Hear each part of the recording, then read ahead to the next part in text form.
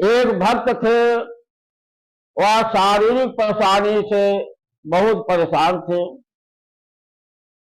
एक में एक परेशानी उनके शरीर में आती रहती थी और वह आकर हमसे मिले और बोले कि गुरु जी, हमको एक में एक परेशानी शारीरिक जो है आती है और मैं परेशान रहता हूँ। तो हमने कहा कि आप जो है जब तक भगवान के शरण में नहीं जाएंगे, उनके नाम का जप नहीं करेंगे, तब तक परेशानी जो है एक में एक आती रहेगी। दवा से जो शारीरिक परेशानी आपको वर्तमान में है वह 4-4 दिन में ठीक हो जाती है, परंतु उसके बाद दूसरी परेशानी आ जाती है। तो आप ऐसा करिए कि ऐसा दवा करिए कि जिससे परेशानी ही नहीं आए। तो बोले कि बताइए गुरु जी। तो हमने कहा कि आप जो है ना बैठ कर करें, ना भगवान के पास बैठे, परंतु आप अपने सारे कार्य को करते रहे और हमेशा सीताराम सीताराम नाम का जप करते रहे। जब कोई आवश्यक कार्य आ जाए बोलने के लिए, तभी जो है आप बोलिए, अन्यथा आप अपने कार्य को भी करें और सीताराम नाम का जप करते रहें। ऐसा आप करने लगेंगे तो 2 दिन बाद आपको आराम शुरू हो जाएगा। एक दिन ऐसा आएगा, आप जाप अगर करते रहेंगे तो परेशानी को जो है वर्तमान में दूर हो जाएगी और आगे कोई परेशानी भी नहीं आएगी। वह भक्तराज बड़े प्रसन्न हुए और बोले कि गुरु जी, हम कल से ही शुरू कर देंगे। वहां घर पर गए और दूसरे दिन से शुरू कर दिए। भगवान नारायण की ऐसी कृपा हुई कि 1 हफ्ते बाद आए और मिले। बोले कि गुरु जी, आपने बहुत अच्छा बताया, हमारी सारी परेशानी ठीक हो गई, आप एकदम स्वस्थ हैं। तो भगवान के नाम का ऐसा ही प्रभाव होता है। तो इस प्रकार आप लोग भी भगवान के भजन को करिए, तो जो वर्तमान में परेशानी है वो तो ठीक हो जाएगी, आगे भी परेशानी नहीं आएगी। परंतु जब आप हमेशा भगवान के नाम को जपते रहेंगे तभी ऐसा कार्य होगा, क्योंकि बिना कर्म किए कुछ भी नहीं होने वाला है। तो आप जब भगवान के नाम को जपेंगे तो आपकी परेशानी भी ठीक होगी और परिवार का भी कल्याण होगा और आपका मन हमेशा धर्म कार्य में लगा रहेगा। जरूरी नहीं है कि जिसके जो नौकरी कर रहे हैं, कोई धंधा कर रहे हैं या कोई बिजनेस कर रहे हैं, तो उनके मन में है कि हमारे पास समय नहीं है। तो इसके लिए है कि आप अपने सारे कार्य को करते रहें और भगवान का नाम लेते रहें, मन में सीताराम सीताराम नाम का जप करते रहें और शरीर से अपने कार्य को करते रहें। अब बतलाइए कि इससे बड़ा सरल उपाय कौन सा है? सीताराम नाम का जप ही ऐसा है कि आप सारे कार्य को करते रहें और सीताराम सीताराम नाम का जप करते रहें। ऐसे आप करते रहेंगे तो आपकी परेशानी जो है दूर हो जाएगी, क्योंकि 9 ग्रह हैं, 9 ग्रहों से ऊपर एक ग्रह है, वह है भगवान का अनुग्रह। तो जिसके ऊपर भगवान का अनुग्रह हो जाता है, सारे ग्रह जो है अपने आप शांत हो जाते हैं और उसकी सारी परेशानी दूर हो जाती है। तो भगवान का अनुग्रह, उनकी कृपा पाने के लिए आपको उनके शरण में जाना पड़ेगा और सीताराम नाम का जप करना पड़ेगा।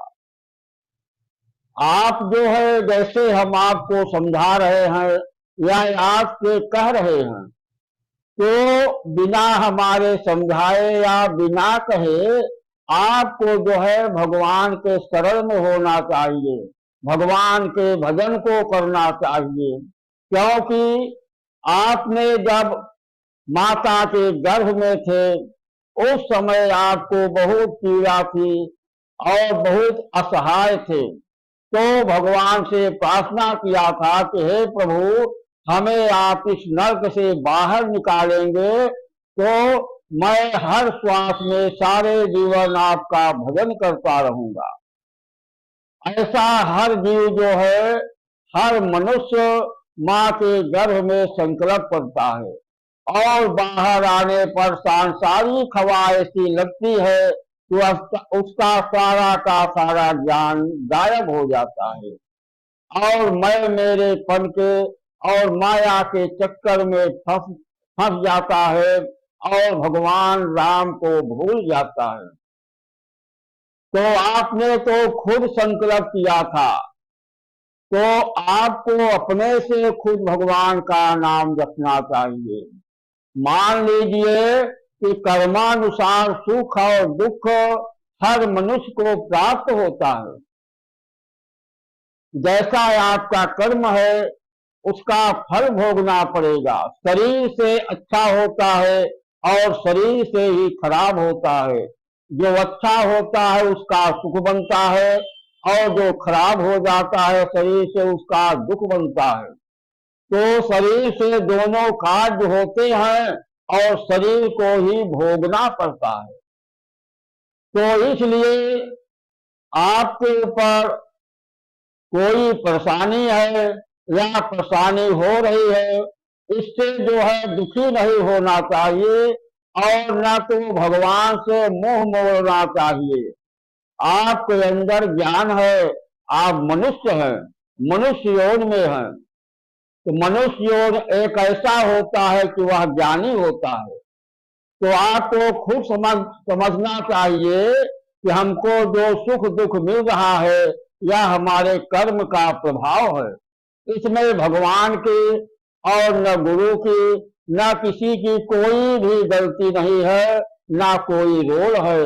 यह सब हमारे कर्म का प्रभाव है।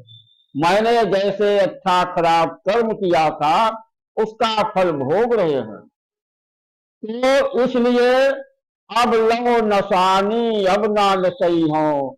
अपने मन में यह रखिए कि अब तक जो बिगड़ गया वह बिगड़ गया, उसका फल भोग रहे हैं। अब अच्छा ही अच्छा कार्य हमारे शरीर से, तन से, मन से, धन से सारा कार्य अच्छा ही होगा। हम अच्छा ही अच्छा करें। पिछला जो खराब था उसका फल भोग रहे हैं या भोगे हैं। अब आगे अच्छा कार्य करें जिससे अच्छा ही अच्छा हमारे जीवन में आए। तो अच्छा कार्य है, आप जो है भगवान के शरण में होइए और उनके नाम का भजन करिए, उनके नाम का लेखन करिए। यही धर्म कार्य है। अगर हो सके आपसे बचत में है तो गरीबों की सहायता करिए, उनकी रक्षा करिए, देखभाल करिए, प्यासे को पानी पिलाइए। यही सब धर्म कार्य है, यही धर्मार्थ है।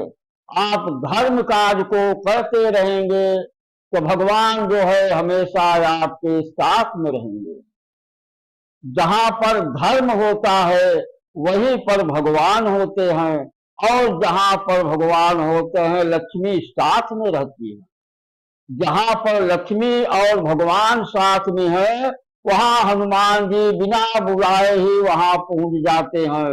हनुमान जी जहां पर जाते हैं आठों सिद्धियां उनके पीछे पीछे चली जाती है और वहां पर हर संकट को, आर्थिक, मानसिक, शारीरिक, हर प्रकार के संकट को हनुमान जी दूर करते हैं। तो इसलिए यह कार्य तभी होगा जब आप भगवान के भक्त बनेंगे, उनके भजन को करेंगे। कहने का मतलब है कि आप भगवान के भजन में लग जाइए, इसी से आपका कल्याण होगा और इसी से आपका उद्धार होगा। अंत काल में सारे सुखों को भोगते हुए आप सत्यलोक वैकुंठ लोक को जाएंगे। जय श्री राम, जय श्री राधे।